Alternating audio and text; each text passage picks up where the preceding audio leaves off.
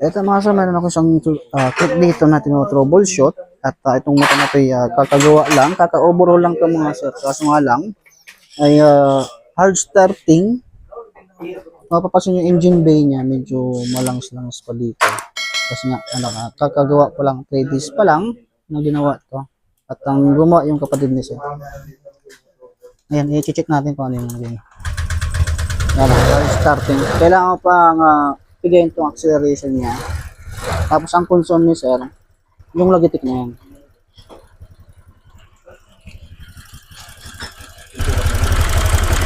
Yung lagitik na yan, yung concern ni sir. Inoboro ito, ako sinabi na bago naman yung station niya.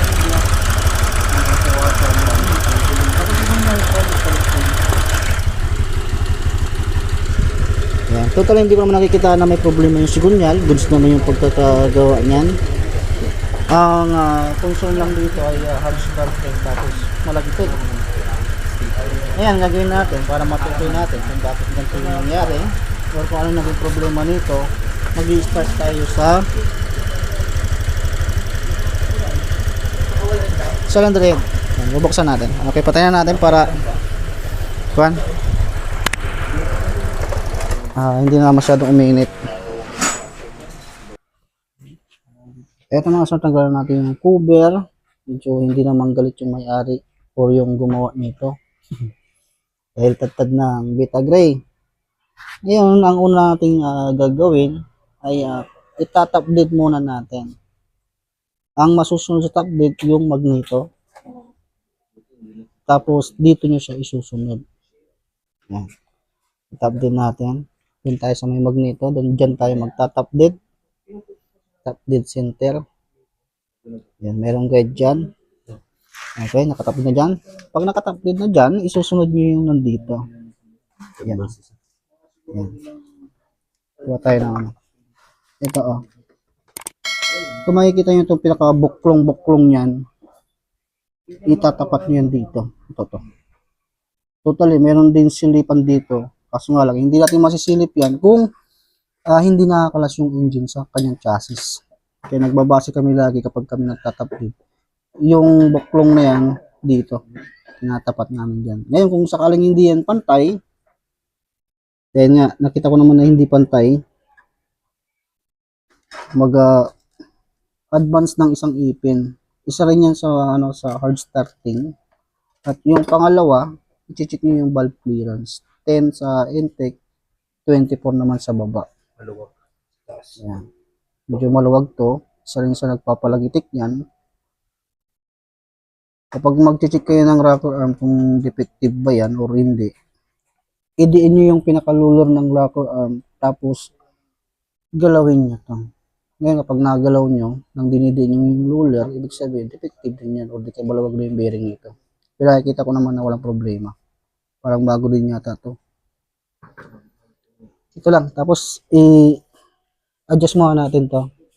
Tatanggalin natin yung water pump, radiator, tsaka tensioner. Yan, tatanggalin natin yan. Dahil hindi natin paghihiwalayin to, tatanggalin natin dito. Yan, advance lang natin. Tatanggalin natin yung dalawang yung pinaka-tornilyo dyan sa sprocket cam para mailis natin ng konti. Tapos iusog natin ng konti yung patatawalin natin yung isang ipin ng ng sprocket cam para ma-tap dead natin or ma-adjust natin. Tapos saka tayo mag-valve clearance at papaandrin natin. Kapag andun pa rin yung ingay, ibig sabihin may tama yung valve guide nito. Kasi lagitik yung concern ni sir. Tapos hard starting. Hard starting dito, advance kasi ng isang ipin. Wala sa tono. Tapos lagitik, andito. Ayan o.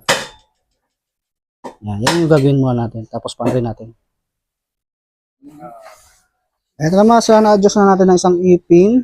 At isusunod natin yung valve clearance. After sa valve clearance, ayan, ibabalik natin. Tapos papandrin natin. Check natin kung hard starting pa rin or maingay. Yan, nag-adjust tayo. Kumbaga, tinanggal natin dalawang allen bolts dyan sa may sprocket cam. Tapos, kung saan ang part ng advance, gagawin nyo kung advance dito, Layo eh. ilaglag nyo ng konti, tapos sugutin nyo ng ganun. Meron na rin akong naging video niyan mga sir.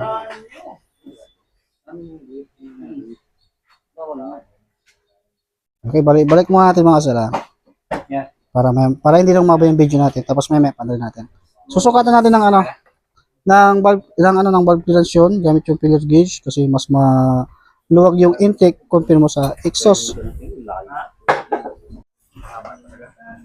Yan, babalik natin yung radiator, tapos sinusukatan ni Kapulong ng filler gauge, yung valve clearance natin. 10 sa 24 mga sir. Makikita nyo yung saktong-saktong adjust niyan or yung factory fault nung ating pag-adjust dyan. Doon sa compartment, sa upuan, may mababasa nyo doon sa sticker, valve slash. Tapos, spark plug gap. Then, dyan yung makikita kung sa filler gauge nyo siya pagbabasihan, doon yung siya makikita.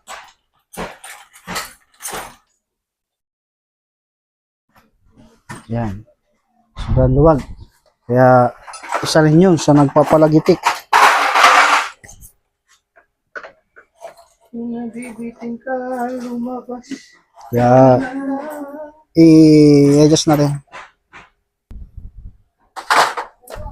Ayan. Dapat mayroong hagod mga sir pag nag-adjust tayo.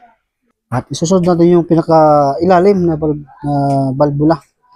Exhaust. Tukod yung isa ng tukod naman yung baba kasi nakita ko rin, napansin ko rin yun na magkaiba yung adjust. Tapos, siyempre, dapat hindi magkabaliktad yung intake sa exhaust na rocker arm. Adjust na natin yung sa baba at ibabalik na natin yung cover para mapandar natin. Kung same pa rin ba yung lagitik nito. Kapag ganun pa rin yung problema nito, malagatik, ibig sabihin, may problema na yung valve guide. Ayan, tapos na tayong mag-valve clearance mga sir. Nabalik na rin natin at nalagyan na rin natin ng coolant. Itatry naman natin paanda rin. Paanda mga toy?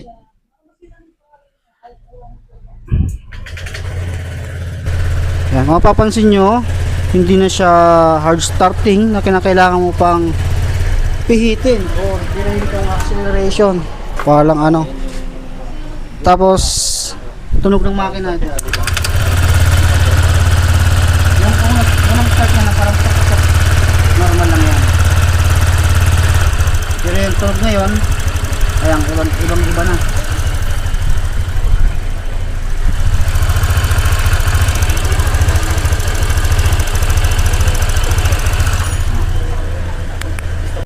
Ibang-iba na yung tunog niya compare kanina kasi nga doon sa valve clearance. Tapos, sa hard starting naman, advance ng isang ipin, kaya nagkaroon siya ng hard starting. Nakatanggal yung panggilid niya kasi isa rin sa sinik ko yan mga sir, kaya tinanggal natin. Ayan pala, bagong sigunyal to, bagong opera. Yan, doon lang nagkamali. Yung valve clearance saka yung advance ng isang ipin. Kasi yung tunugan ng may kasing lagitik, normal po yan, gawa kasi ng 10 sa baba 24.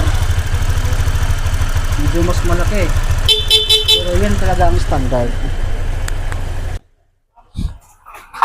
Yan, okay na. Tapos na gusto na, tahimik na yung makina.